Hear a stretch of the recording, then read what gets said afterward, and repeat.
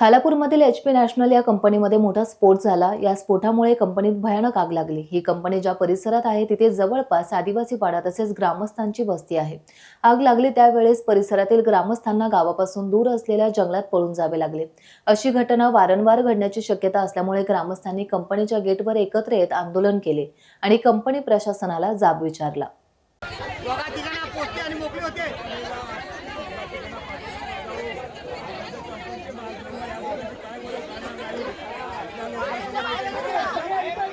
आणि लेबर लोकांना आतमध्ये सोडले कसे काय, म्हणजे प्रशासन कुठली शासन दखल घेणार नाही का?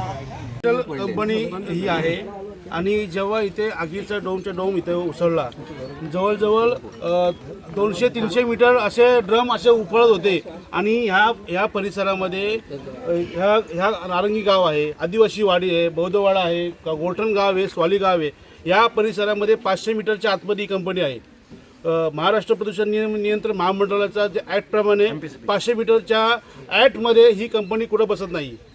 मुळात पहिली गोष्ट म्हणजे हे सगळं जाऊ द्या, पण जेव्हा आगीचा डोंग वरती उचलत होता तेव्हा इथले नागरिक सगळे भयभीत होते। गावातला एक सुद्धा या आसपासच्या परिसरामधला तरुण छोटा बाळ हा 7:30 वाजता रानावनात पळत होता। वाईट वाटलं हे की त्यांना जेव्हा खायची वेळ आपली 8-8:30 ची वेळ असते लोकांची जेवणाची, त्या वेळेला नेमके बाहेर गेले। जेवणाची परिस्थिती खूप वाईट होती। इथून जे पुढे गावं गेली ते डोळून नाक्यावर तिथे जेवणाची व्यवस्था झाली त्या लोकांची, पण इथून जे मागे गेले किंवा आसपासच्या परिसरात गेले त्यांची एवढी परिस्थिती भयानक होती की लोकांनी आम्ही सर्व एकत्र होतो। तर प्रवीण पाटील सुद्धा रात्री फोन केला, बाकी राकेश देशमुख होते, सध्या देशमुख सगळे होते।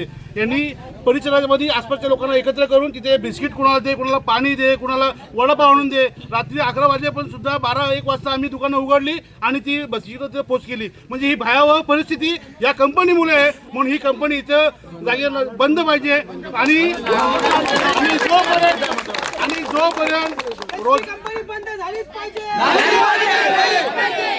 रोजगार मिळतोय कंपनी येते ठीक आहे, परंतु तुमच्या फायर सेफ्टीच्या नॉर्म्सप्रमाणे जेव्हा एखादा प्लॅन येतो तेव्हा 9 मीटरचा क्षेत्र हा पूर्ण त्याच्या फायर सेफ्टीची गाडी येते तेव्हा पूर्ण फिरायला लागते। ती फिरायची इथं व्यवस्था नव्हती। तुमच्या येणे करता वेळी जेव्हा इंडस्ट्री नॉर्म्स येतात तेव्हा इंडस्ट्री नॉर्म्समध्ये तुमचा फायर सेफ्टीचा तुमचा जाणारे रस्ते, तुमचा सांडपाणी, तुमचं केमिकलचा विषय सगळे असतात।